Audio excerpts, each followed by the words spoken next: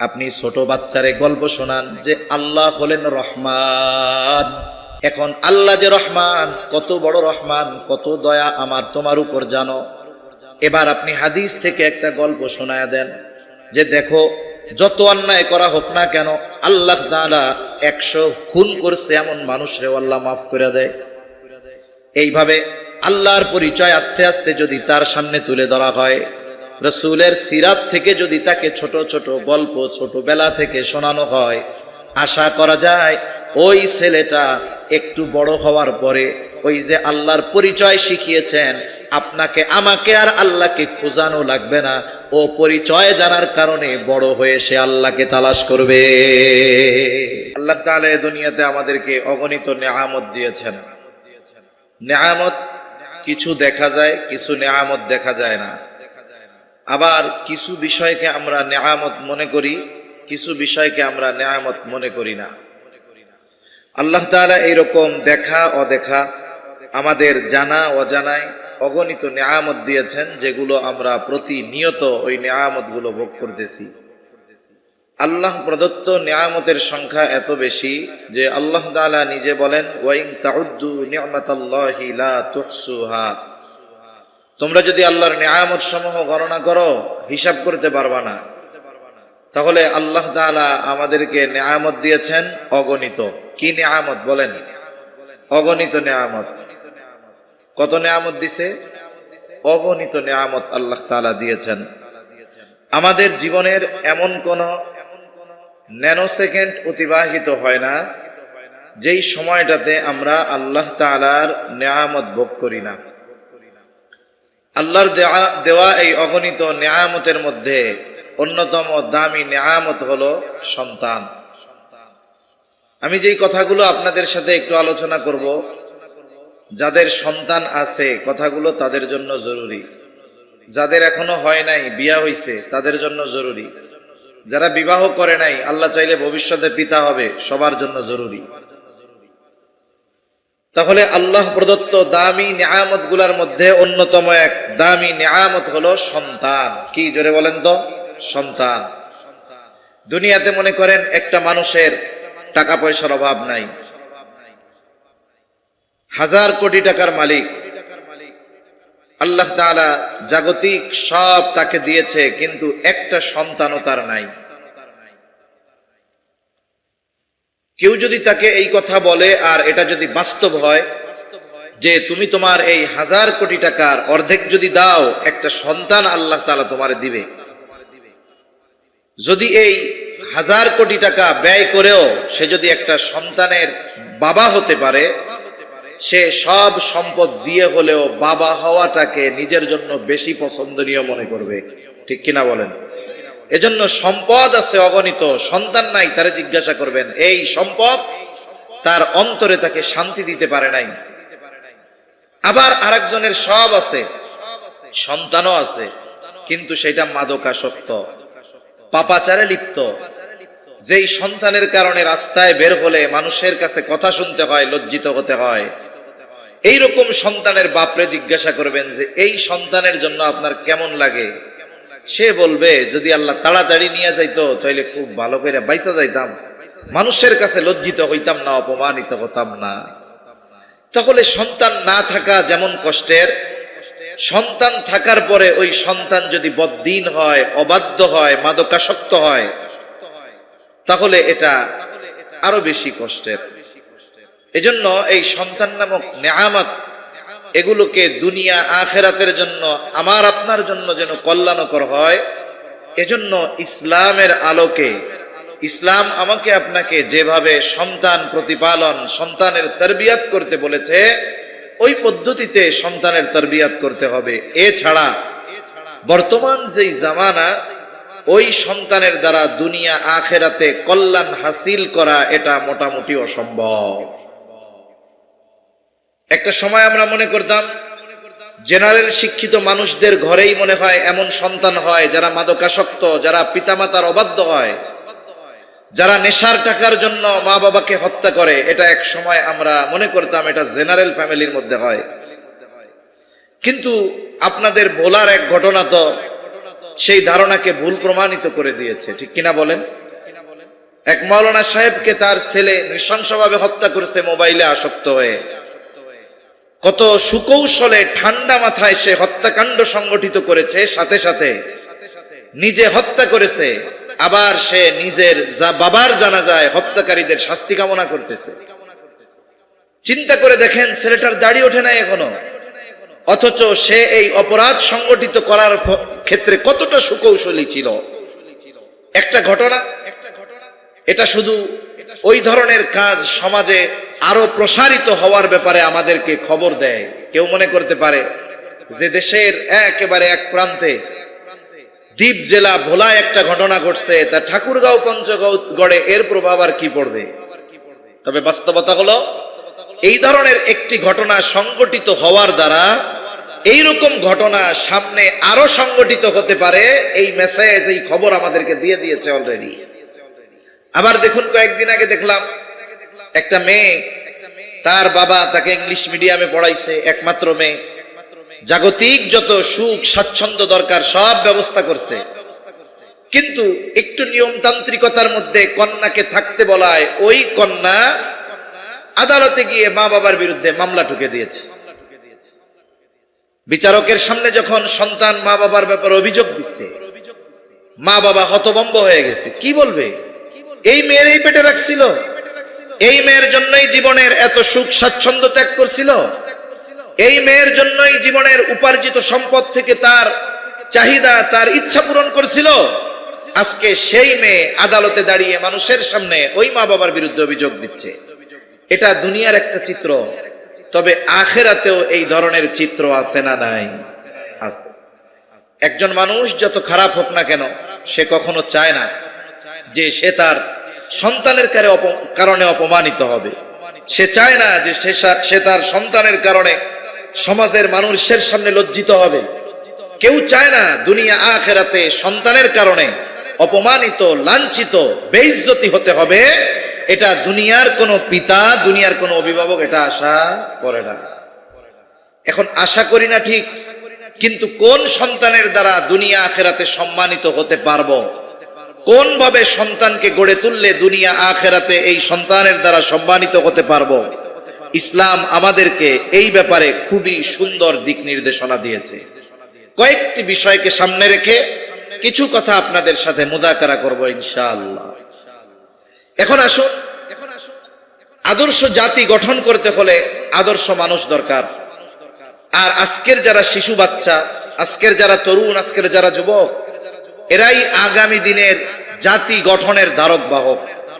এরা যদি নীতি নৈতিকতা, ঈমান আমলের উপরে গড়ে না উঠে, তাহলে আগামীতে এই পৃথিবী বসবাসের অনুপযুক্ত হয়ে যাবে। এজন্য আদর্শ জাতি গঠনে এক একজন আদর্শ মানুষ দরকার। আর এই এক একটা আদর্শ মানুষ তৈরি হওয়ার অন্যতম ক্ষেত্র, জায়গা হলো তার পরিবার। তার পরিবার থেকেই আদর্শের বীজ তার অন্তরে বপন করে দেওয়া হয়। এজন্য ছোটবেলা থেকেই সন্তান লালন পালন ইসলামের আলোকে যত্নবান হওয়া দরকার। সাথে সাথে ইসলাম, শরীয়তে ইসলাম আমাদেরকে সন্তানদেরকে দ্বীনি তারবিয়ত দেওয়া, সন্তানদেরকে দ্বীনের আলোকে প্রতিপালন করার ব্যাপারে শরীয়তে ইসলাম আমাদেরকে ফরজ করে দিয়েছে। শরীয়তে ইসলামে এটা ফরজ। আল্লাহ তাআলা কোরআনুল কারীমের মধ্যে বলেন, ইয়া আইয়ুহাল্লাযীনা আমানু কু আনফুসাকুম ওয়া আহলিকুম নারা। আল্লাহ রাব্বুল আলামিন বলেন, হে ঈমানদারেরা, নিজেরা জাহান্নামের আগুন থেকে বাঁচো, তোমার অধীনস্থদেরকে জাহান্নামের আগুন থেকে বাঁচাও। প্রত্যেকটা ঈমানদারের নিজে জাহান্নাম থেকে বাঁচার জন্য যা করণীয়, যা বর্জনীয়, এটা করা ফরজ।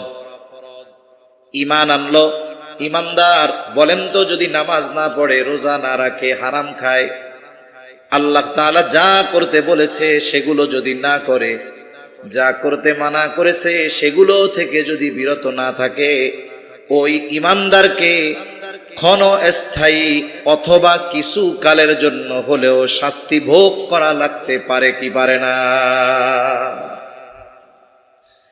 এজন্য ঈমান আনার পরে আল্লাহর হুকুম আহকাম মেনে নেওয়ার মাধ্যমে নিজেকে জাহান্নাম থেকে বাঁচানো ফরজ। শুধু তাই না, সাথে সাথে আমার আপনার অধীনস্থ যারা আছে এদেরকেও জাহান্নাম থেকে বাঁচানোর জন্য যা করা দরকার সেটা করা আমার আপনার উপরে ফরজ।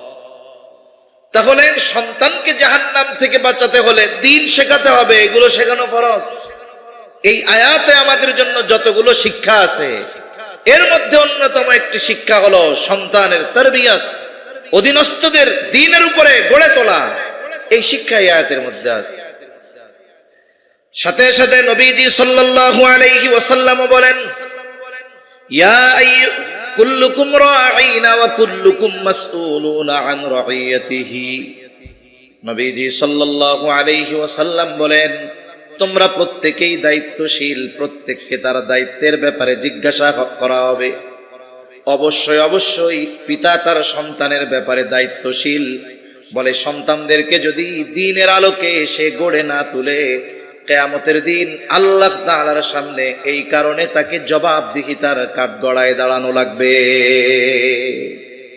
এজন্য সন্তান আল্লাহ তাআলা দিয়েছেন, সাথে সাথে এই সন্তানকে দ্বীনের আলোকে গড়ে তোলার দায়িত্ব অভিভাবকের উপরে দিয়ে দেওয়া হয়েছে। এখন প্রথম প্রশ্ন, সন্তানের এই তারবিয়াত কখন থেকে শুরু হবে? সাধারণ মানুষের ধারণা হলো সন্তান দুনিয়ায় আসার পর, যখন তার 4-5 বছর বয়স হবে, 3-4 বছর বয়স হবে, এই সময় থেকে তাকে দ্বীনের উপরে গড়তে হবে। এই সময় থেকে তাকে যা কিছু শেখানো শুরু করতে হবে দুনিয়ায় আসার পর। কিন্তু ইসলাম আমাদেরকে যা জানিয়ে দেয়, বলে সন্তানের এই তারবিয়াত এটা চলমান এক প্রক্রিয়া। এটা সন্তান দুনিয়ায় আসার পরে নয়, বরং সন্তান দুনিয়ায় আসার বহু আগে সন্তানের তারবিয়াত শুরু হয়ে যায়। যে কোনো জিনিসের মূল কাজটা শুরু করার আগে বহুত প্রস্তুতি নেওয়া লাগে। মনে করেন আজকে সকাল থেকে আলোচনা চলতেছে এই জায়গায়, স্বাভাবিক অন্যান্য মাহফিলগুলা বিকাল থেকে বা সন্ধ্যা থেকে রাত 10টা-11টা পর্যন্ত চলে। এই 5-6 ঘন্টার প্রোগ্রামের জন্য প্রস্তুতি নিতে হয় 5-6 মাসের, ঠিক কিনা? কোন ব্যক্তি যদি যখন প্রোগ্রাম শুরু হবে, সকাল 10টায় প্রোগ্রাম শুরু, মনে করেন এই প্রোগ্রাম, তখন যেই শ্রোতারা আসছেন 10টায়, তখন যদি আইসা দেখতেন যে এইবার লোকজন মিলে বাঁশ বাঁধতেছে, আর একজন বাঁশের উপরে উঠা এই সামিয়ানাটা সোজা করতেছে, মাইকওয়ালারা নিচের থেকে মাইক কান্দে করে আইনা আস্তে আস্তে উঠাইতেছে। বেলা বাজে কয়টা? 10টা।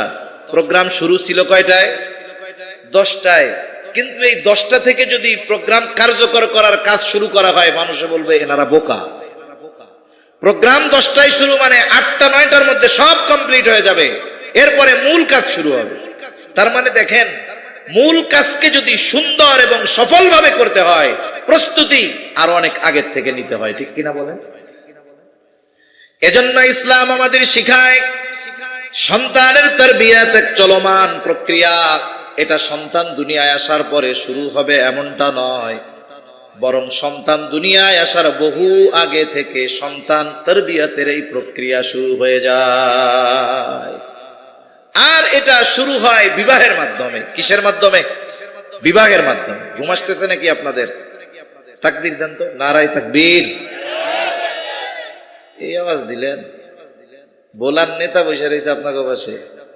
আমি তো নেতারে যাওয়ার সময় কমু যে আপনার অবস্থা কি, আওয়াজ নাই কেন? নারায়ে তাকবীর, মাশাআল্লাহ। তাহলে এই প্রক্রিয়া শুরু হয় বিবাহের থেকে। এজন্য ইসলাম কোন গুণ সম্পন্ন নারীদের বিবাহ করতে হবে এটা জানিয়ে দিয়েছে। রাসূল আকরাম সাল্লাল্লাহু আলাইহি ওয়াসাল্লাম বলেন, তুনকাহুল মারআতু লিআরবাঈন। 4টি জিনিস দেখে নারীদের বিবাহ করা হয়। 1 নাম্বার তার সৌন্দর্য, 2 নাম্বার তার বংশ, 3 নাম্বার তার সম্পদ, 4 নাম্বার দিন। তবে নবীজি সাল্লাল্লাহু আলাইহি ওয়াসাল্লাম দিনদারিত্বের ক্ষেত্রে বলেন, ফাযফার বিযাতিদ দ্বীন, দিনকে প্রাধান্য দাও। বাকি 3টা আছে, সম্পদ আছে, সৌন্দর্য আছে, উচ্চবংশীয়, কিন্তু দিনদারিত্ব নাই, ওই দিকে যেও না। দিনদারিত্ব ঠিক আছে, অন্যান্য গুলা কম আছে। যদি বিবাহ করা হয়, হয়তো দেখতে সামলা, উচ্চ বংশীয় না, অনেক সম্পদওয়ালাও না, কিন্তু দিনদারিত্বের ক্ষেত্রে কোনো কমতি নাই।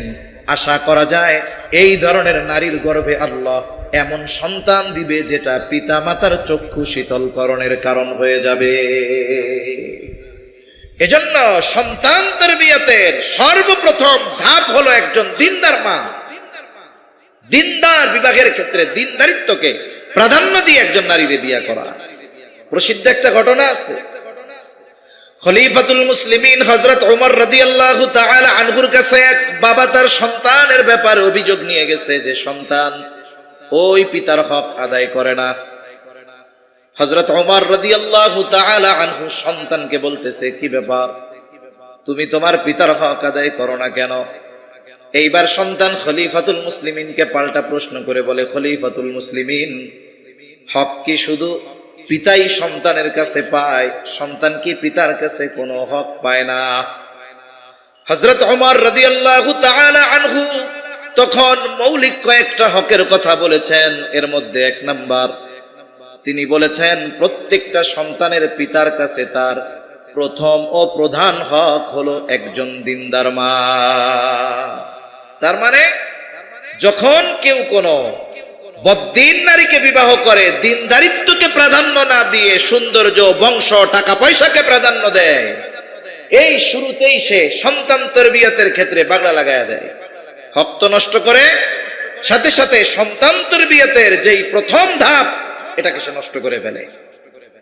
এখন সে দিনদার একজন নারী বিবাহ করছে, বিবাহের পরে কি দরকার?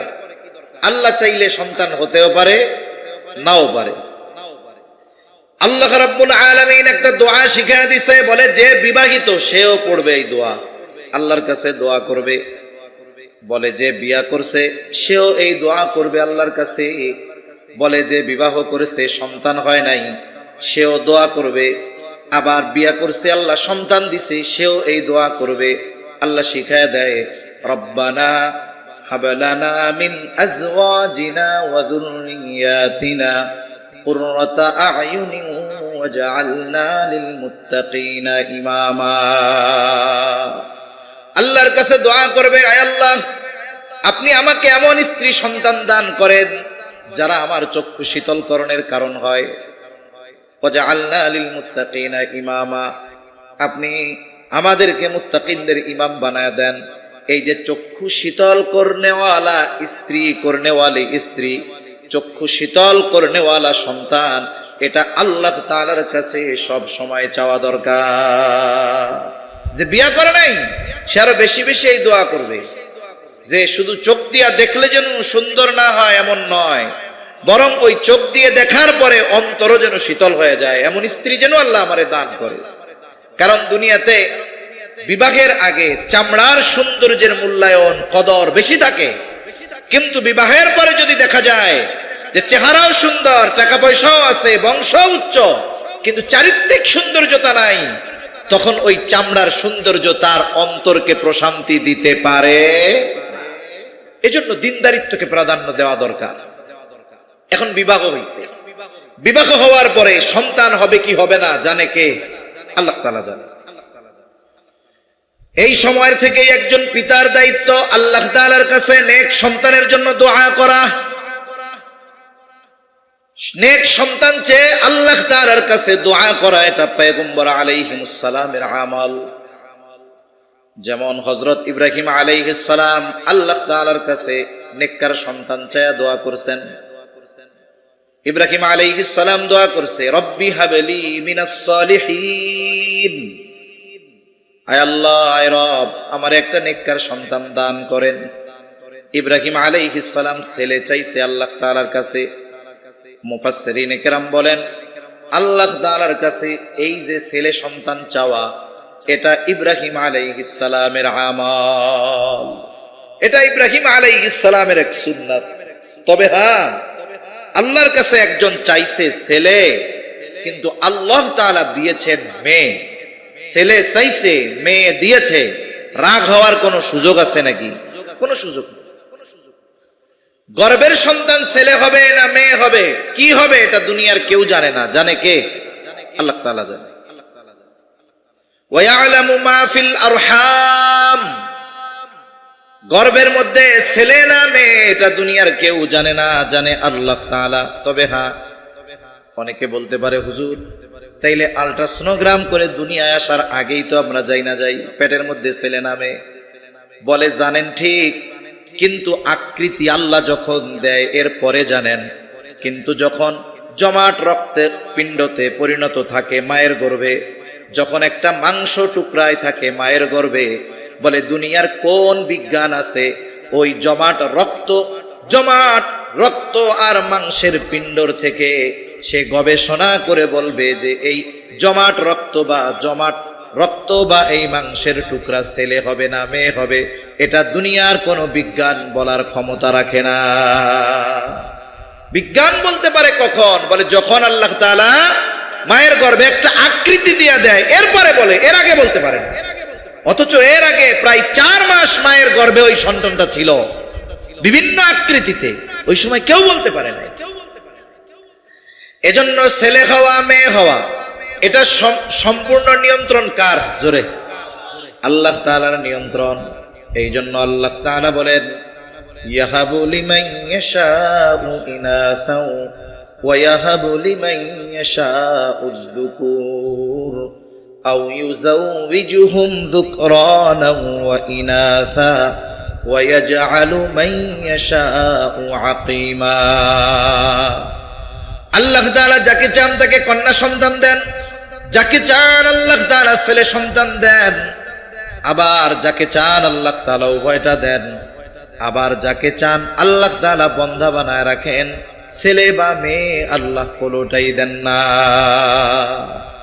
এজন্য সন্তান চাইবে ছেলে আল্লাহ তাআলার কাছে, কিন্তু যদি আল্লাহ মেয়ে দেয় রাগ হওয়া যাবে না যে ছেলে চাইলাম আল্লাহ মাইয়া দিল কেন। এজন্য অনেক সমাজে আছে 1টা 2টা 3টা মেয়ে যদি পরপর হয়, তাহলে মেয়েগুলারেও যেমন অযত্ন করে, মেয়ের মারেও অযত্ন করে, একেবারে কাজের লোকের মতো মনে করে। ঠিক কিনা কোন? এটা ঠিক না। অথচ আল্লাহ রাসূল সাল্লাল্লাহু আলাইহি ওয়াসাল্লাম বলেন 2 বা ততোধিক কন্যা যার হইল, সে যদি এদেরকে দিন শিখায়, লালন পালন করে, তাদের কষ্টটা সহ্য করে, মানে লালন পালন করে, এরপরে দিনদার পাত্রের হাতে তুলে দেয়, বলে এই সন্তানগুলো মেয়েগুলো কিয়ামতের দিন তার জাহান্নাম থেকে অন্তরায় হয়ে দাঁড়াবে। সুবহানাল্লাহ। এজন্য মেয়ে হইলে রাগ হওয়া যাবে না। তাহলে ইব্রাহিম আলাইহিস সালাম আল্লাহ তাআলার কাছে চাইছেন রব্বি হাবলি মিনাস সালিহিন, রব আপনি আমাকে একটা নেককার সন্তান দেন। আল্লাহ তাআলা জবাবে কি বলেন? ফাবাশশারনাহু বিগুলামিন হালিম, যে আমি তাকে একজন সহনশীল সন্তানের সুসংবাদ দিলাম।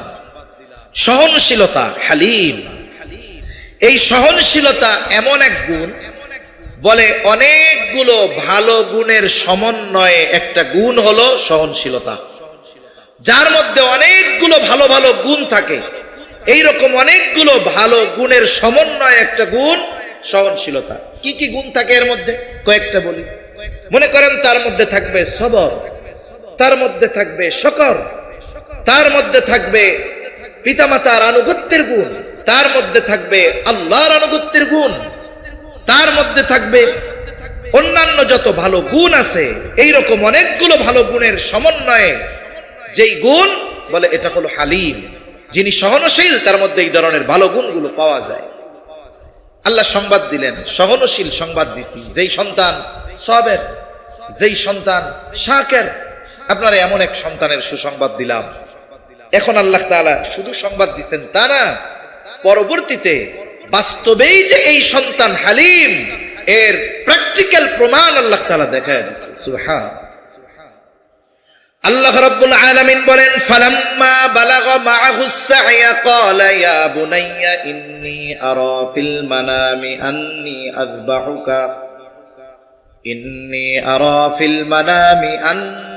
আযবাহুকা ফানজুর মাযা তারা।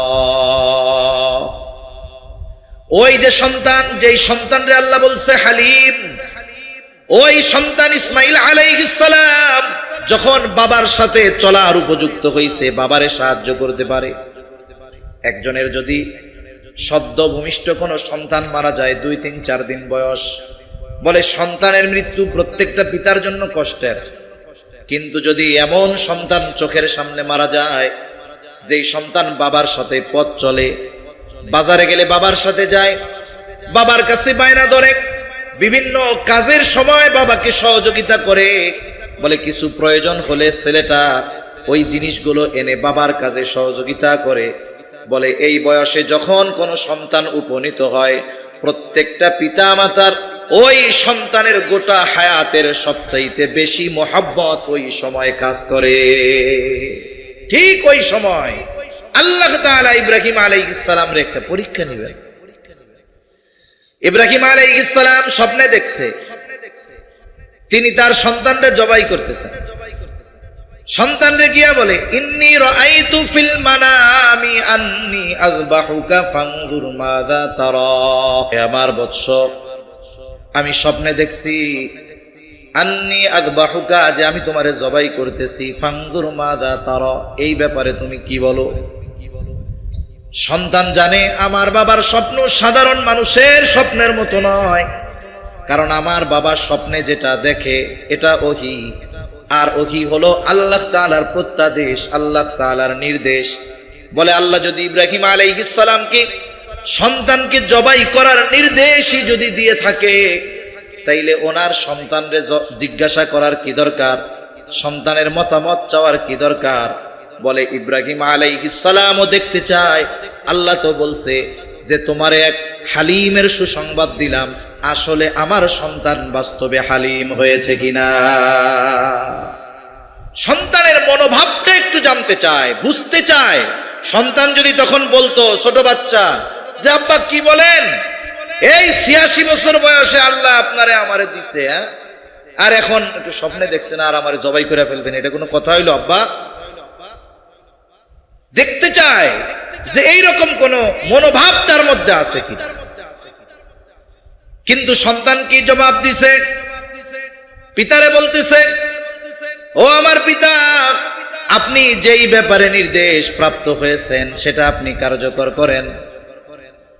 সাতাজিদুনি ইনশাআল্লাহু মিনাস সাবিরিন, আপনি আমাকে ধৈর্যশীলদের অন্তর্ভুক্ত পাবেন।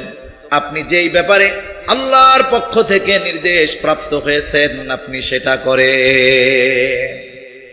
তাহলে এই সন্তান, আল্লাহ বলছিলেন যে সহনশীল সন্তানের সুসংবাদ দিলাম। তাহলে সন্তান কেমন সহনশীল যে আল্লাহর নির্দেশে পিতা জবাই করবে, আর ওই ক্ষেত্রেও সন্তান কত বড় সবরের পরিচয় দিয়েছে, যে বাবারে বলেও নাই যে বাবা এটা কেন করবেন, বরং সে বলেছে আপনি আল্লাহর আদেশ বাস্তবায়ন করেন, আমাকে ধৈর্যশীলদের অন্তর্ভুক্ত পাবেন। তাহলে ইব্রাহিম আলাইহিস সালামের ছেলে ছোটবেলায় বাবা জবাই দিতে চায়, এই জায়গায়ও বাবার আনুগত্য করে। কিন্তু আর আমাদের পরিস্থিতি কি? বলে পুলারে যদি কই খাড়াইয়া মতিস না, ও বললে হাইটা হাইটা প্রস্তাব করে। কথা বুঝেন নাই? আমাদের সন্তানগুলার ব্যাপারে আমাদের কাছে বিশেষ করে শহরে অনেক অভিযোগ অনুযোগ পিতামাতার, যে হুজুর কি করব বলেন, কথা শুনে না, যা বলি ঠিক মতো করে না, ডাইনে কইলে বামে যায়, বামে কইলে ডাইনে যায়, এই হলো অবস্থা, কোনো কথাই শোনে না। তা আমি চিন্তা করি, যদি জিজ্ঞাসা করি উনাদের যে ইব্রাহিম আলাইহিস সালামের ছেলে তো জবাই দিতে চাইছে, সাথে সাথে রাজি হয়ে গেছে, এটা ওই দোয়ার বরকত, রব্বি হাবলি মিনাস সালিহিন। তাই সন্তান হওয়ার আগে কয়দিন আল্লাহর কাছে দোয়া করছিলেন। এজন্য সন্তানের জন্য পিতার দোয়া সন্তানের জীবনে প্রভাব ফেলে। এজন্য পিতার কি উচিত, বিবাহের পরে সন্তান হবে কি হবে না আল্লাহ জানে, কিন্তু আল্লাহ তাআলার কাছে নেক সন্তানের জন্য বেশি বেশি দোয়া করা, প্রত্যেক সময় এই দোয়াগুলো করা, আল্লাহ আমার একটা নেককার সন্তান দেন, চক্ষু শীতলকারী সন্তান দান করেন।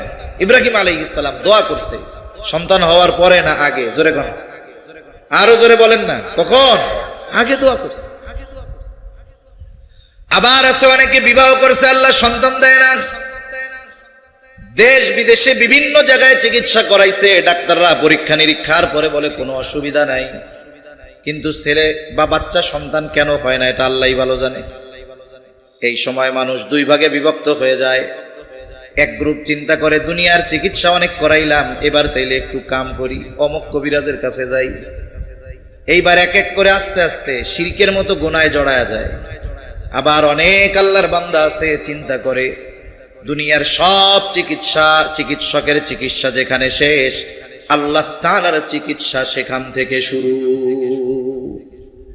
মাঝে মধ্যে ঢাকা শহরে ওই বিভিন্ন রোগের চিকিৎসার লিফলেট বিতরণ করে। ঢাকা শহরে কিছু ডাক্তার আছে, দুনিয়ার সব রোগের সমাধান তাদের কাছে পাওয়া যায়। লেখে এখানে ডায়লগ লেখে আর কি, সবার যেখানে শেষ আমার সেখানে শুরু। মানে সব চিকিৎসা যে জায়গা ফেল, এরপর থেকে আমার শুরু। তা দুনিয়ার সবার চিকিৎসা যখন শেষ, ওই জায়গা থেকে আল্লাহর শুরু। অনেক আল্লাহর বান্দা চিন্তা করে যে কাজ করি, আল্লাহ তাআলা যা দিছে বেচা কিনা একটু আল্লাহর ঘরে যাই। এইরকম কয়েকজন মানুষের ব্যাপারে আমার জানা আছে যে ওনারা দুনিয়ার বাংলাদেশের কোনো চিকিৎসা বাদ দেন নাই, ভারতে চিকিৎসা করাইছেন, তারপরে সিঙ্গাপুরে গেছেন। যখন কোনো কাজ হয় না, সব জায়গায় ঠিক কিন্তু আল্লাহ দিতেছে না। স্বামীরও সমস্যা নাই, স্ত্রীরও সমস্যা নাই, ওনারা কোনো মাজারে যান নাই, অন্য কোনো জায়গা না গিয়া চিন্তা করেছে যাই হজ করে আসি, আর দোয়া কবুলের জায়গাগুলোয় দোয়া করব, আল্লাহ যদি চায় দিতেও পারে। গেছে সত্যই, একবার হজ করে আইছে, পরের বার হজের সিজন যখন আল্লাহ তাআলা কোলের মধ্যে চক্ষু জুড়ানো সন্তান আল্লাহ তাআলা দিয়ে দিছে। সুবহানাল্লাহ। আল্লাহ পারে কি পারে না? পারে। হযরত জাকারিয়া আলাইহিস সালাম আল্লাহ তাআলার কাছে বার্ধক্যের সময় দোয়া করছে, আল্লাহ তাআলা সন্তান দান করছে। হযরত মারিয়াম আলাইহিস সালাম উনি যখন গর্ভে ওনার মা মানত করছে, আল্লাহর কাছে বলছে আল্লাহ যেই সন্তান হবে এটাকে আমি ফি সাবিলিল্লাহ আল্লাহর ঘরের খেদমতের জন্য দিয়ে দিব, এই কথাটা বলছে। আর ওই সময় মসজিদের খেদমতের জন্য কোনো নারীকে নেওয়া হতো না। মুফাসসিরিনে কেরাম বলেন মূলত এই জায়গায় মারিয়াম আলাইহিস সালামের মা সুকৌশলে আল্লাহ তাআলার কাছে ছেলে সন্তান প্রার্থনা করেছে। উনিও চাইছে আল্লাহর কাছে ছেলে সন্তান। এখন যেই সন্তান হইছে, এখন থেকে হইছে তো মেয়ে, কি হবে? মানত তো কইরা হইছে। মারিয়াম আলাইহিস সালাম যখন মাতৃগর্ভে, ওনার বাবা বাইতুল মুকাদ্দাসের ইমাম ছিলেন, উনি মাতৃগর্ভে থাকা অবস্থায় ওনার বাবা মারা গেছে। জাকারিয়া আলাইহিস সালাম হলো ওনার খালু, এবার উনি বাইতুল মুকাদ্দাসের ইমাম। মানত যেহেতু করছে, আল্লাহর জন্য দিয়ে দিবে, ইবাদত বন্দেগী করবে, জাগতিক কোনো কিছু করবে না। খ্রিস্ট ধর্মে সন্ন্যাসীবাদ যেটারে বলে, এটা খ্রিস্ট ধর্মে বৈধ ছিল। তার মানে কেউ যদি চায় বৈরাগ্য যাপন করবে, বৈরাগ্য জীবন গ্রহণ করবে, বিবাহ শাদী করবে না, সংসার করবে না, একেবারে জঙ্গলে গিয়া পড়ে থাকবে, আল্লাহকে ডাকবে, আল্লাহর কাছে রোনাজারি করবে, এটা খ্রিস্ট ধর্মে বৈরাগ্য, এটা বৈধ ছিল। ওই যে মানত করছে যে ছেলেটার এরকমই দিয়া দিমু, ও খালি ইবাদত বন্দেগী করবে, আর কিছু করবে না, হইছে তো মেয়ে। যাই হোক, এরপরে মারিয়াম আলাইহিস সালাম যখন ছোট, উনি খালার কাছে থাকতেন। এরপরে একটু বড় যখন হইছেন, জাকারিয়া আলাইহিস সালাম মসজিদের সাথেই ওনার একটা রুমের ব্যবস্থা করে দিছে। দিনভর উনি ওই জায়গায় ইবাদত করতেন, আর রাতের বেলা খালার কাছে গিয়ে অবস্থান করতেন। ইতিমধ্যে আল্লাহ তাআলা কি চাইলেন? মারিয়াম তো সাধারণ মেয়েদের মতো মেয়ে না, আল্লাহই কোরআনে ঘোষণা দিয়েছেন। এরপরে আল্লাহ তাআলা চাইলেন তার এক কুদরতের বহিঃপ্রকাশ মারিয়াম আলাইহিস সালামের মাধ্যমে ঘটাবেন। আমি মূল কথাগুলো শুধু বলতেছি। এরপরে কি হলো? আল্লাহ তাআলা জিবরাইল আলাইহিস সালামকে পাঠায়া দিলেন। ঈসা আলাইহিস সালামের রূহ ওনার গর্ভে ফুঁকে দেওয়া হলো। এখন গর্ভে সন্তান। প্রথম অবস্থায় এটা জাকারিয়া আলাইহিস সালামও জানে না, এক কথায় দুনিয়ার কেউ জানে না। এখন মাতৃগর্ভে যখন সন্তান আসে, তখন ডাক্তারের কাছে গেলে ডাক্তার কি বলে? যে আপনি কিন্তু ওনারে ভালো মন্দ খাওয়াবেন, কারণ এখন ওনার খাবারের প্রভাব ওই গর্ভের বাচ্চার উপরে পড়বে। ওনাকে ভালো মন্দ খাওয়াবেন, ফলমূল খাওয়াবেন, দুধ খাওয়াবেন, কলা খাওয়াবেন, যেগুলো খাওয়াইলে উপকার এগুলো খাওয়াবেন। এখন মারিয়াম আলাইহিস সালাম সন্তান সম্ভবা, এটা কি দুনিয়ার কেউ জানে? জোরে বলেন না, জানে? ভালো খাবারের দরকার না? ভালো খাবারের দরকার। এখন উনিও তো লজ্জায় কাউরে বলতে পারবেন না, বলতেছেন না, পারবেনও না বলতে, এমন অবস্থা ওই সময়। উনি না বলতে পারলে কি, ওনার ভালো খাবারের দরকার ঠিক, দুনিয়ার কারো মাধ্যমে আল্লাহ এটার ব্যবস্থা করেন নাই, স্বয়ং ওনার জন্য ভালো খাবারের ব্যবস্থা করছে কে? জোরে বলেন না কে? আল্লাহ। এখন উনি যখন দিনের বেলায় রুমের মধ্যে ইবাদত করতেন, জাকারিয়া আলাইহিস সালাম প্রতিদিনই যাইতেন, বারবার যাইতেন, কোনো প্রয়োজন আছে কিনা, কোনো অসুবিধা কিনা। কুল্লামা দাখালা আলাইহা জাকারিয়াল মিহরাব ওয়াজাদা ইনদাহা রিজকা قال يا مريم أنى لك هذا قالت هو من عند الله إن الله يرزق من يشاء بغير حساب। যখনই জাকারিয়া আলাইহিস সালাম মারিয়াম আলাইহিস সালামের ইবাদতের জন্য যেই ঘর ওনার রুমের মধ্যে যখনই প্রবেশ করতেন, ওই সময় গিয়া দেখতেন হরেক রকমের রিজিক, খাবার, শীতকালের ফল গরমকালে, গরমকালের ফল শীতকালে। এখন তো 12 মাস আম পাওয়া যায়, টাকা হলে বেশি দাম দিয়ে হলেও পাওয়া যায়, কিন্তু বলেন তো শীতকালের আম আর জ্যৈষ্ঠ মাসের আমের স্বাদ মজা এক হয় নাকি? এক হয় না। সিজনের ফল সিজনে মজা লাগে। এখন উনি দেখতেছেন ওই সময় তো আর এরকম হাইব্রিডের জামানা না, এই ফল বাজারে কোথাও নাই, কিন্তু মারিয়ামের সামনে মনে হচ্ছে কেমন যেন একটু আগে গাছ থেকে পেড়ে আনা হয়েছে তরুতাজা ফল। যখনই ঢুকেন তখনই তিনি দেখেন। এইবার তিনি মারিয়াম আলাইহিস সালামকে জিজ্ঞাসা করতেছে, ক্বালা ইয়া মারইয়াম আন্না লাকি হাদা, হে মারিয়াম এগুলো তোমার জন্য কোথার থেকে আসলো, তুমি এইগুলা কোথায় পাইলা? মারিয়াম আলাইহিস সালামের সহজ জবাব, ক্বালাত হুয়া মিন ইনদিল্লাহ। এই যে রিজিক, ফলমূল, অসময়ের ফল, অমৌসুমের ফল আমার কাছে যিনি দিছেন, পাঠিয়েছেন, তিনি কে? আল্লাহর কাছ থেকে পাইছি। এখন জাকারিয়া আলাইহিস সালাম তো নবী, আমরা হইলে প্রশ্ন করতাম আল্লাহ দিছে বুঝলাম, কিন্তু তোরে কেডা দিয়ে গেছে এটা কথা বুঝেন নাই? জাকারিয়া আলাইহিস সালাম তো নবী, জবাব এমন জবাব, এরপরে আর প্রশ্ন করার কোনো সুযোগ নাই। এখন ওনার মনের মধ্যে একটা চিন্তা আসছে, দাড়ি পাইকা গেছে, চুলগুলো পাইকা গেছে, বংশধর কেউ নাই, পোলাপান হয় নাই কিছু। ওই রুমের মধ্যেই ওনার মধ্যে এই চিন্তা চলে আসছে, যেই আল্লাহ মারিয়ামরে অমৌসুমে ফল খাওয়াইতে পারে, যেই সিজন না, সিজন বিহীন, সিজনের তরুতাজা ফল খাওয়াতে পারে, ওই আল্লাহ বুড়াকালে সন্তানও দিতে পারে। হুনালিকা দাআ জাকারিয়া রাব্বাহ قال رب هب لي من لدنك ذرية طيبة إنك سميع الدعاء। জাকারিয়া আলাইহিস সালাম মারিয়াম আলাইহিস সালামের রুমের মধ্যে থাকা অবস্থায় আল্লাহ তাআলার কাছে দোয়া করে বলে, হুনালিকা দাআ জাকারিয়া রাব্বাহ قال رب هب لي من لدنك ذرية طيبة। আল্লাহ আমারে আপনি একটা পবিত্র সন্তান দেন।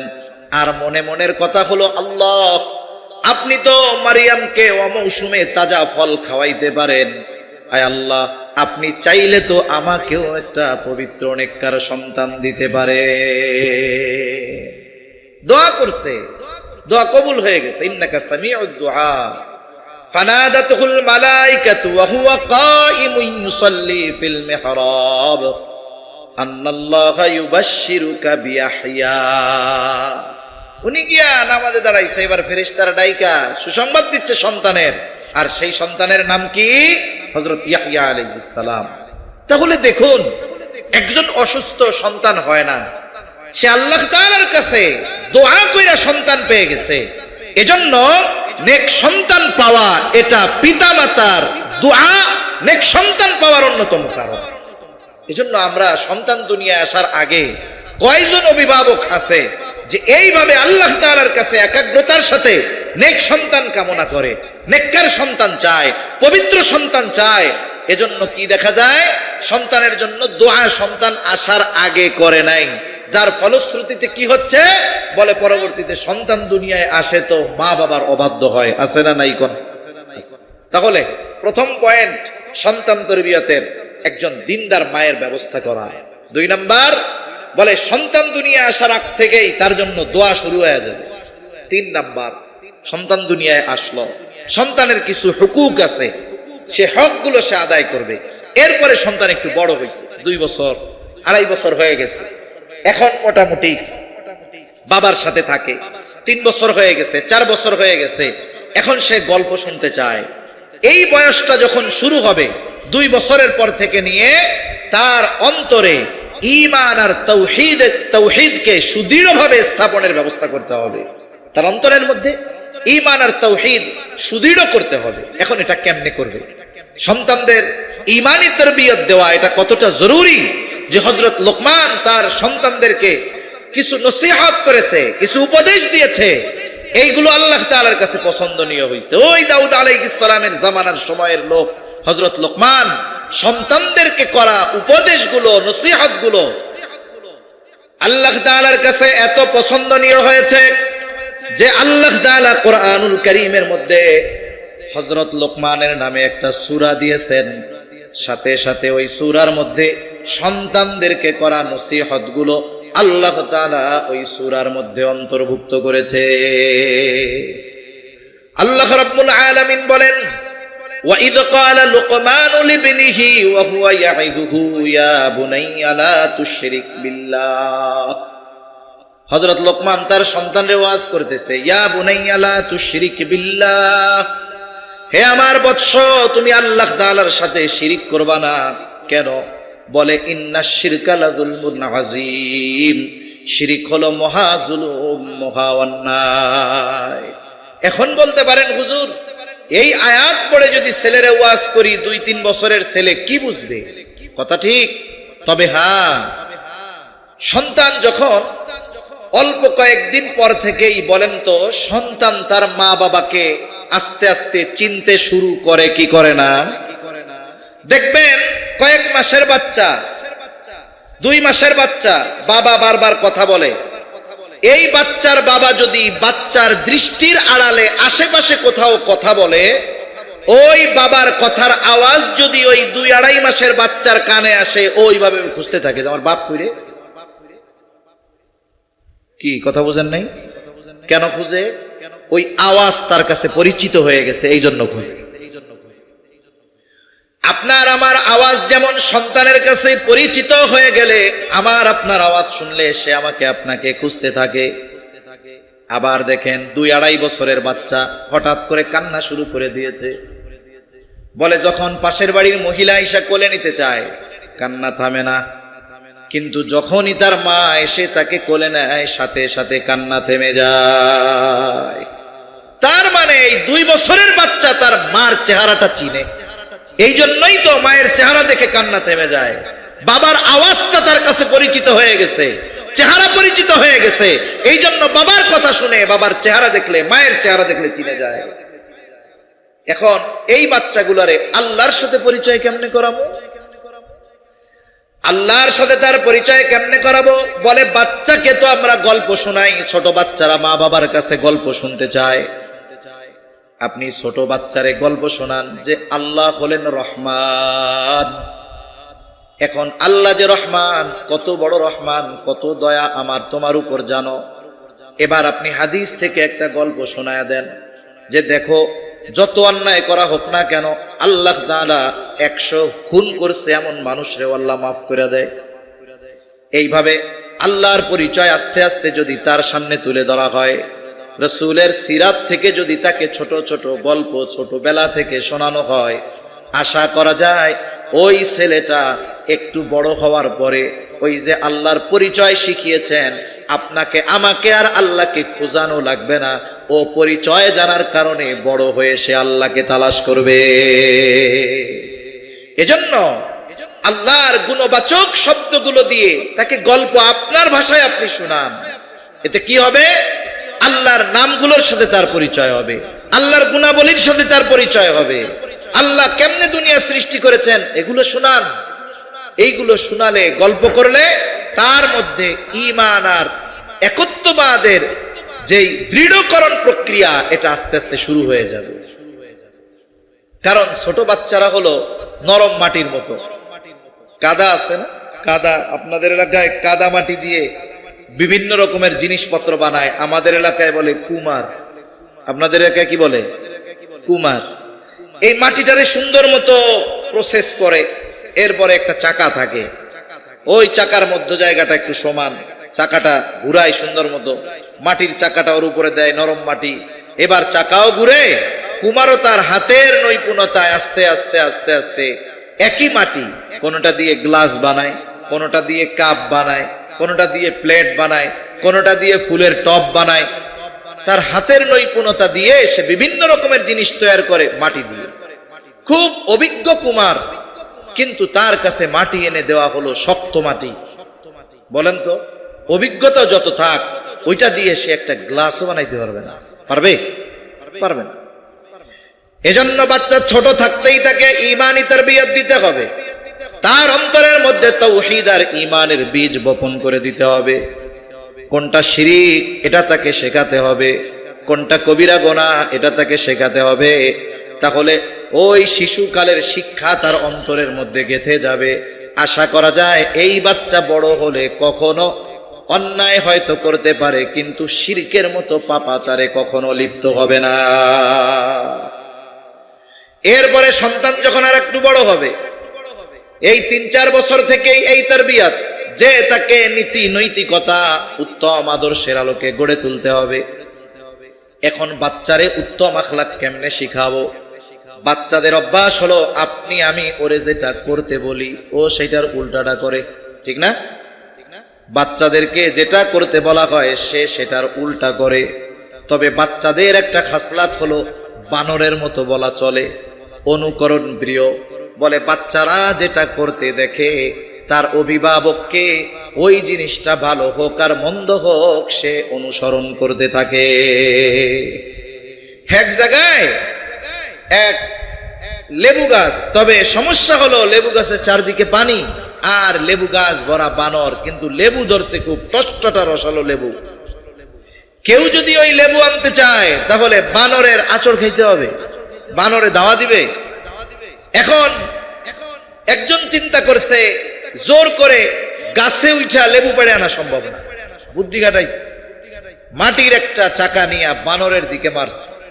বানর অনুকরণ প্রিয়, বানর চিন্তা করতেছে এটা তো ফজিলতের কাম, কিন্তু আমার কাছে তো মাটি টাটি কিছু নাই, ওই রকম গুল্লা গুল্লা লেবু আছে, এবার টান দিয়া ছিড়া ওর দিকে লেবু ফিকা মারছে। তার মানে কি হইলো? উনি কাজটা করলো কি, তবে উদ্দেশ্য হাসিল হয়ে গেছে, লেবু চলে আসছে কাছে। ছোট বাচ্চারা অনুকরণ প্রিয়। মনে করেন আদব শেখানোর অন্যতম একটা আদব ভদ্রতা হলো সালাম দেওয়া। কি দেওয়া? সালাম দেওয়া। ছোটরা বড়দের সালাম দিবে, বড়রাও ছোটদের সালাম দিবে। বড়দের সম্মান করতে হবে, ছোটদের স্নেহ করতে হবে। নবীজি বলেন মাল্লাম ইয়ারহাম সগীরানা ওয়ালাম ইউক্কির কাবীরানা ফালাইসা মিন্না। আমাদের এক উস্তাদ বলতেন যে এই জায়গার কথাটা হলো এইরকম, নবীজি আগে বলছে মাল্লাম ইয়ারহাম সগীরানা, যে ছোটকে স্নেহ করে না, এরপরে বলছে ওয়ালাম ইউক্কির কাবীরানা, যে বড়কে সম্মান করে না, ফালাইসা মিন্না, সে আমার দলভুক্ত নয়। আমাদের ওস্তাদ বলতেন এইখানের কথাটা হলো এইরকম, যেই বড় ছোটকে স্নেহ করে না ওই ছোট বড়রে সম্মান করে না। তার মানে কি, আমি যদি ছোটর থেকে সম্মান চাই, ছোটকে আমার কি করতে হবে? স্নেহ করতে হবে। কথার কথা আর কি। আমাদের তো মন চায় যে ছোটরাই শুধু আমাদের সালাম দিবে, এটা আমাদের মন চায়।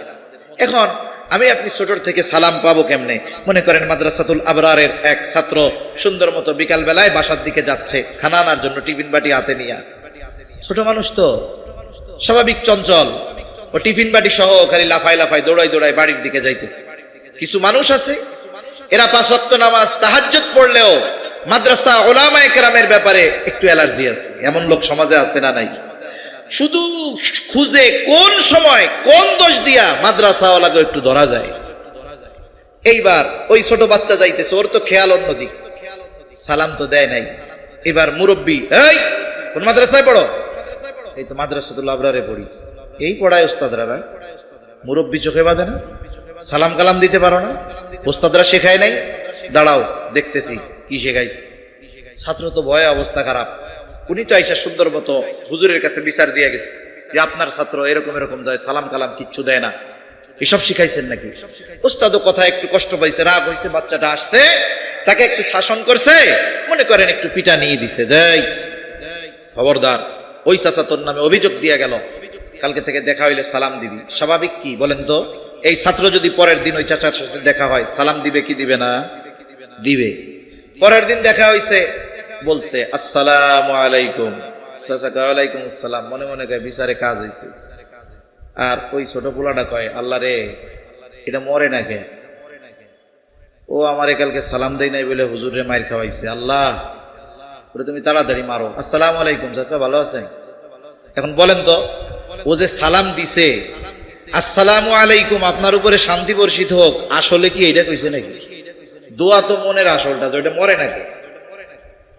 এখন যদি উনি এই আচরণটা না করতো, ওই রকম তারে ধমক দিয়া, বিচার দিয়া, মার না খাওয়াইয়া, যখন দেখতেছে টিফিন বাটি নিয়ে লাফায় আসতেছে, উনি গিয়া সালাম দিত আসসালামু আলাইকুম। হাত তো উঁচা করা লাগবে না, আমাদের ওই প্রচলন হয়ে গেছে উঁচু করা, ইশারা দেওয়া।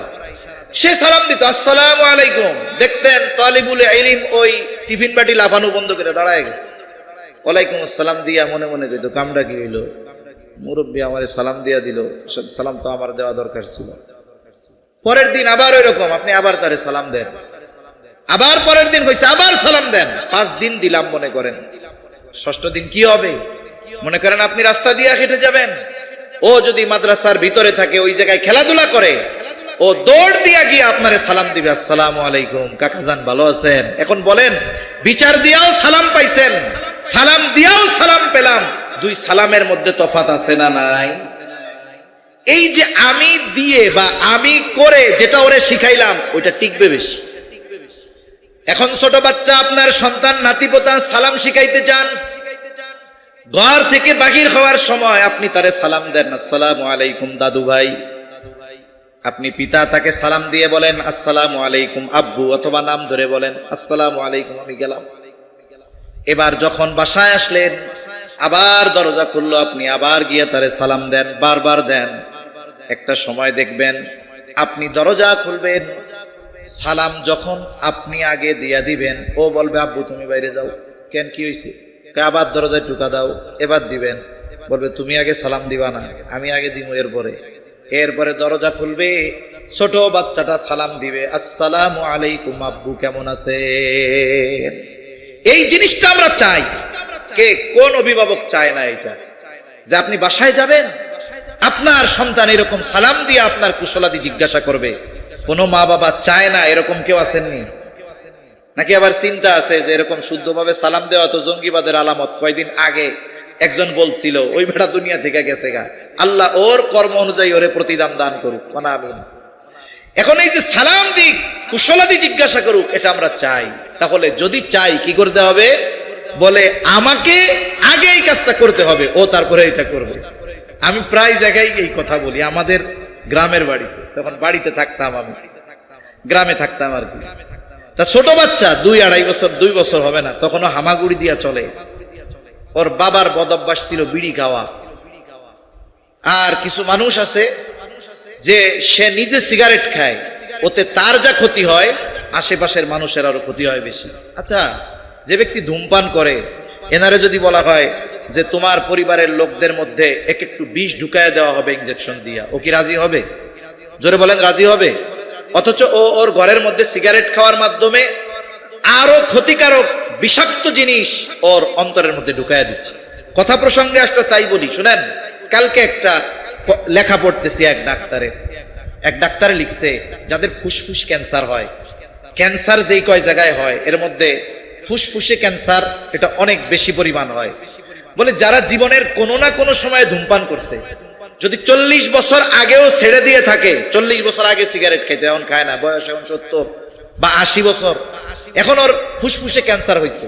বলে 40 বছর আগে খাইছে ঠিক, কিন্তু এই যে ফুসফুস ক্যান্সার, 40 বছর বিড়ি খাওয়া বাদ দিতে পারে, কিন্তু ওই সময়ের প্রভাব এই সময় এসে তাকে ক্যান্সারে আক্রান্ত করাতে পারে। এজন্য এটা তো নিজেরও ক্ষতি, পরিবারের ক্ষতি। এখন ওই কিছু লোক আছে না, যে সন্তান বুঝে না, সবার সামনে ওইগুলা করে।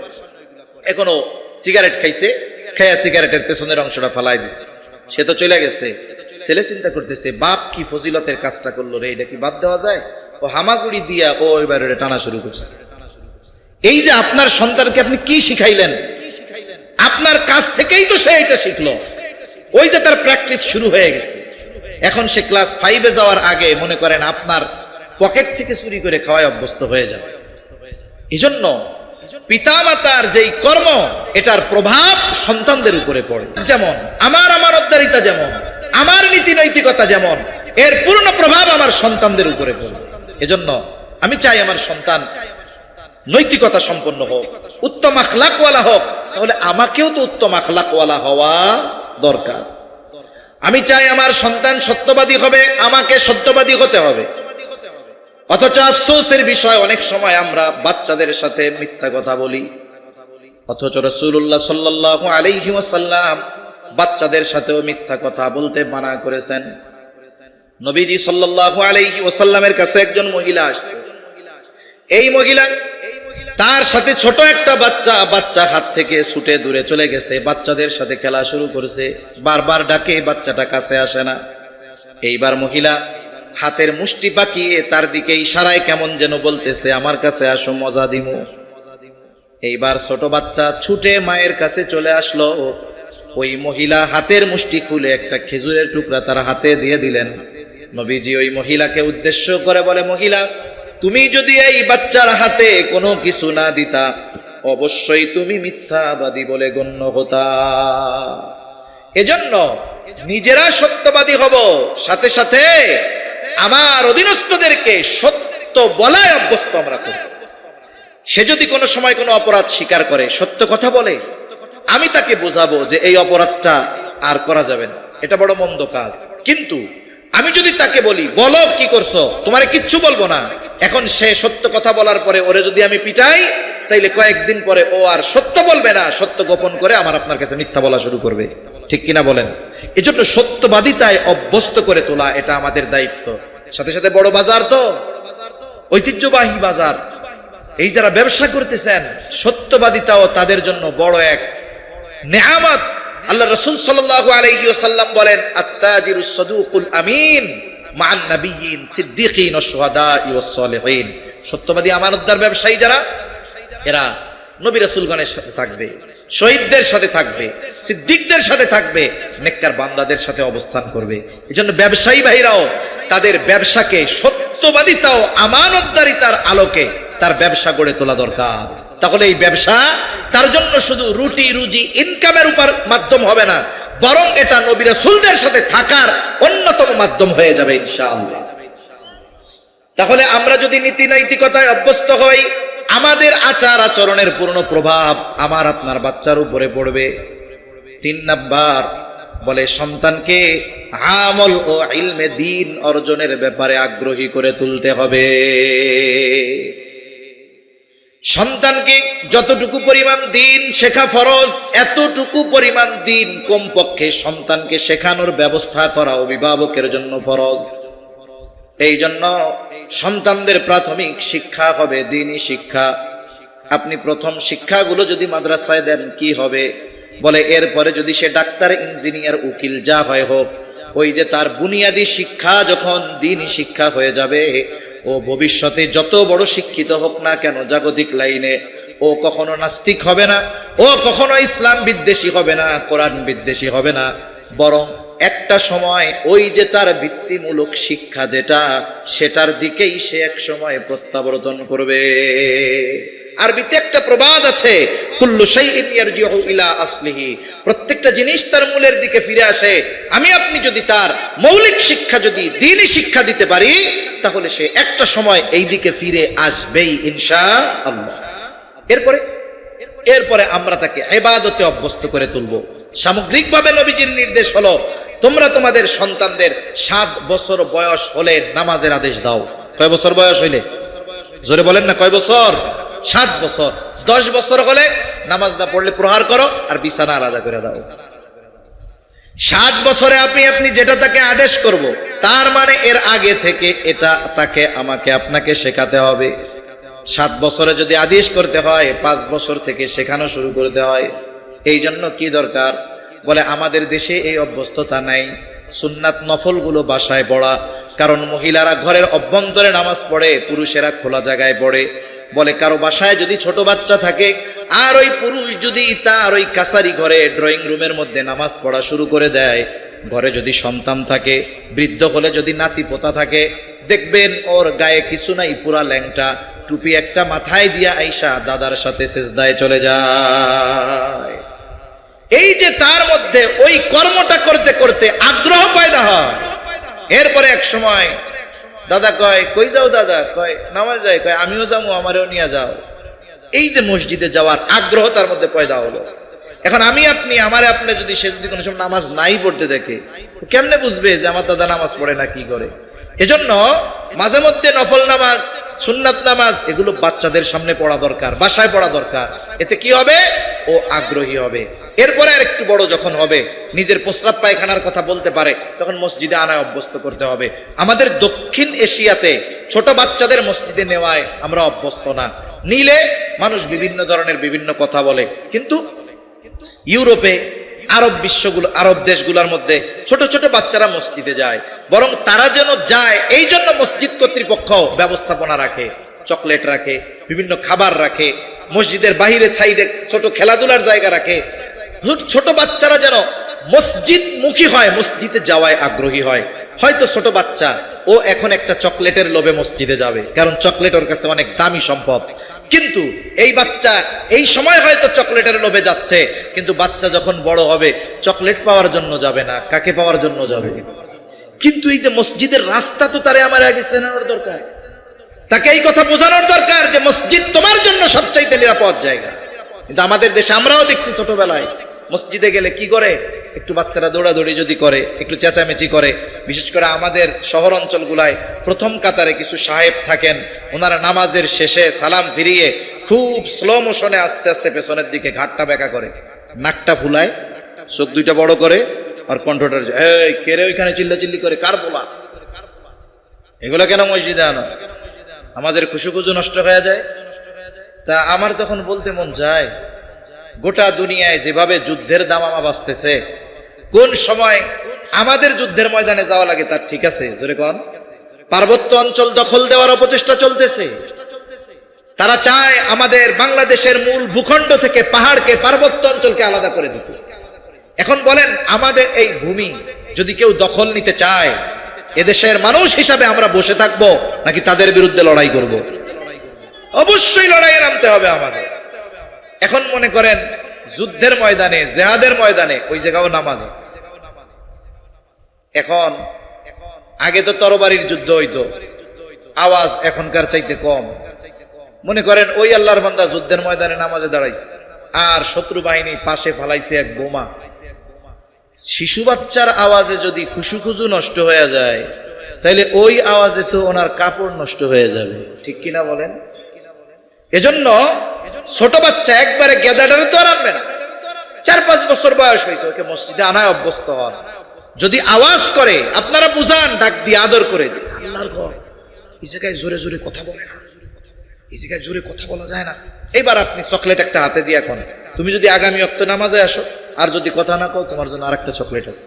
দেখবেন ও তো কথা বলবেই না, পাশেরটা যদি কয় ওর গলা টিপে দেবে, ঠিক কিনা?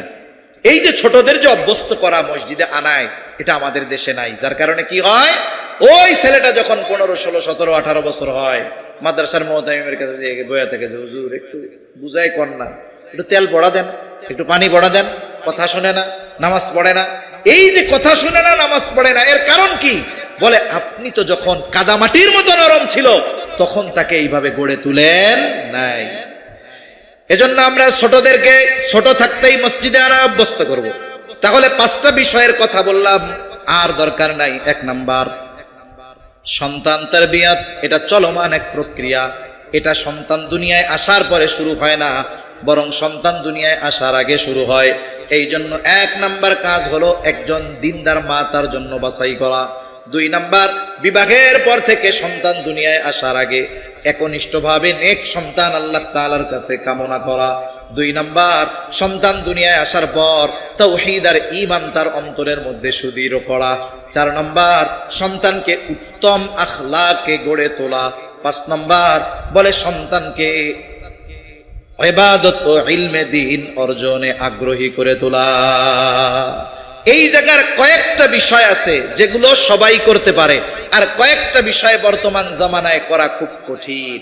যেমন বিবাহ, দিনদার মেয়ে দেখে সে করলো, সে নিজে দোয়া করলো, কিন্তু পরবর্তী বিষয়গুলো বিশুদ্ধভাবে শিক্ষা দেওয়ার জন্য অনেক মা বাবারই ওই পরিমাণ জ্ঞান নাই। অনেক মা বাবা আছে সে নিজেই শিরকের ব্যাপারে জানে না, কোন কাজগুলো করলে ঈমান ভেঙে যাবে জানে না।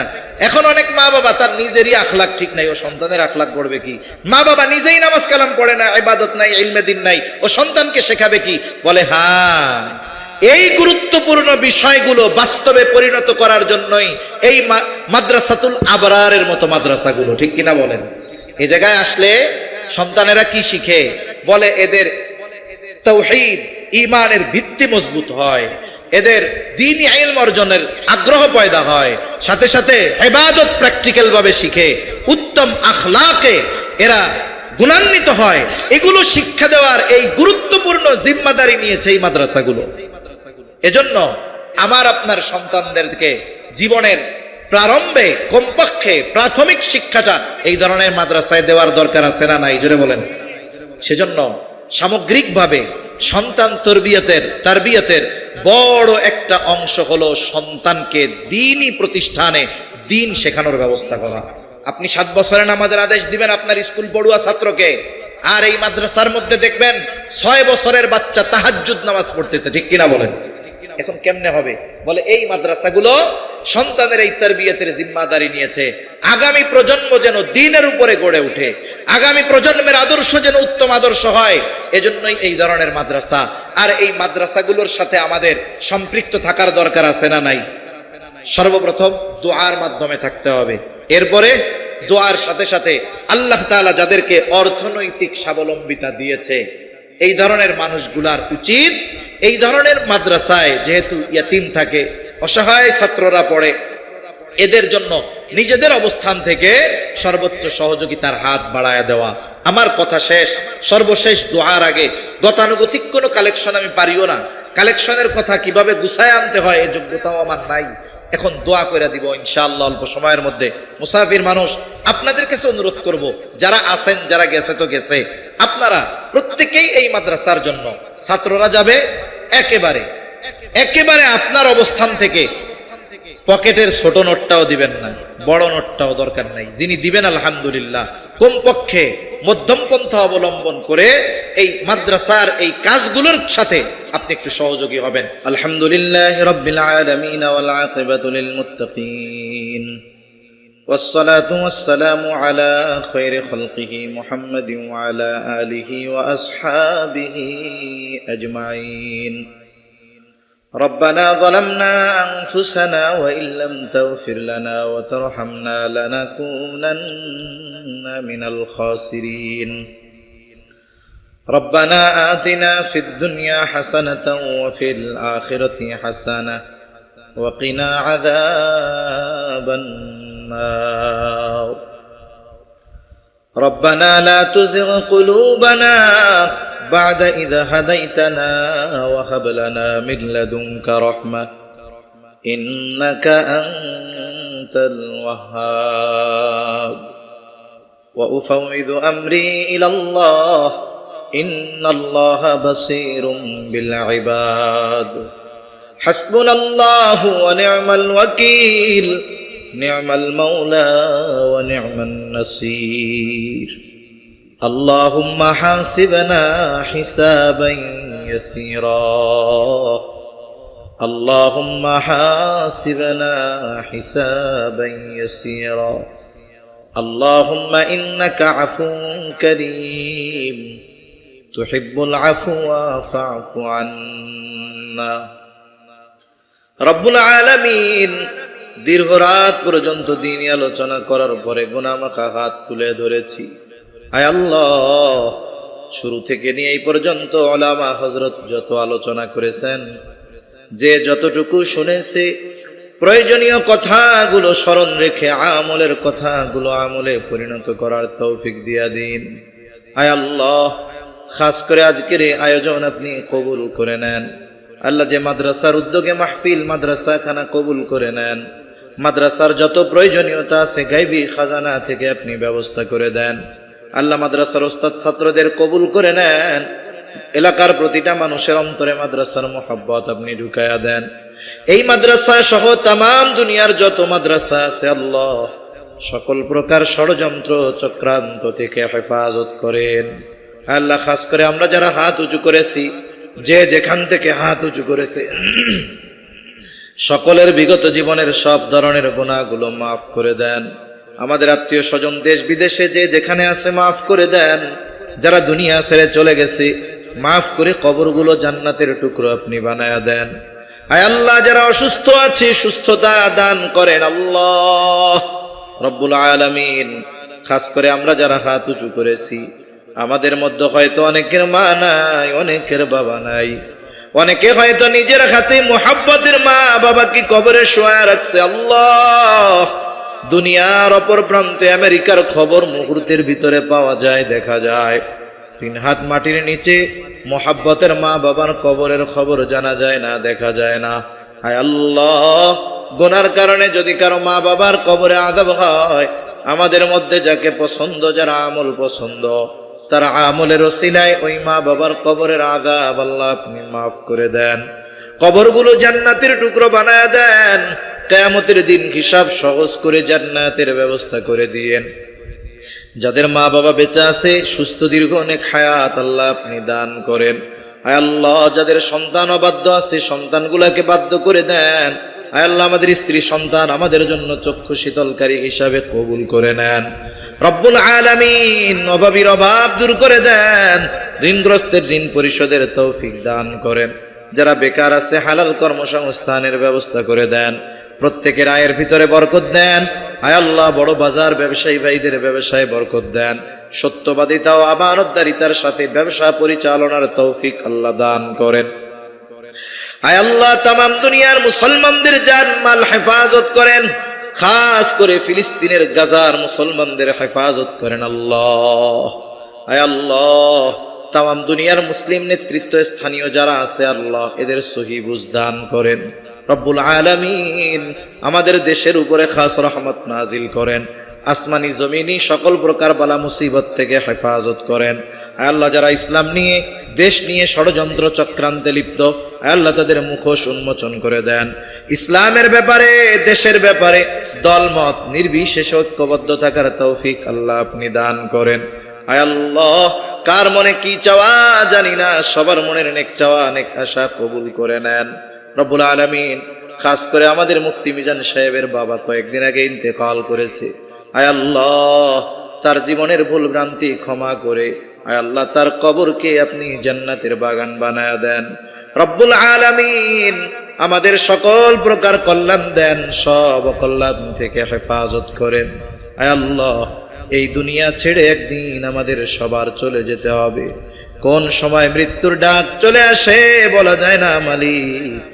মালাকুল মউত যখন মৃত্যুর পয়গাম নিয়ে হাজির হবে, আপনার প্রত্যেকটা গোলামের জবানে আপনি তাওহীদের কালিমা নসিব করে দিয়েন। আল্লাহুম্মা ইন্না নাউযু বিকা মিনাল হাম্মি ওয়াল হাযান ওয়াল আজজি ওয়াল কাসাল ওয়াল জুবনি ওয়াল বুখল ওয়া যালা'id দাইন ওয়া গালাবাতির রিজাল। রব্বি ইজআলনি মুকিমাস সালাতি ওয়া মিন যুররিয়্যতি রব্বানা ওয়া তাকাব্বাল দুআ।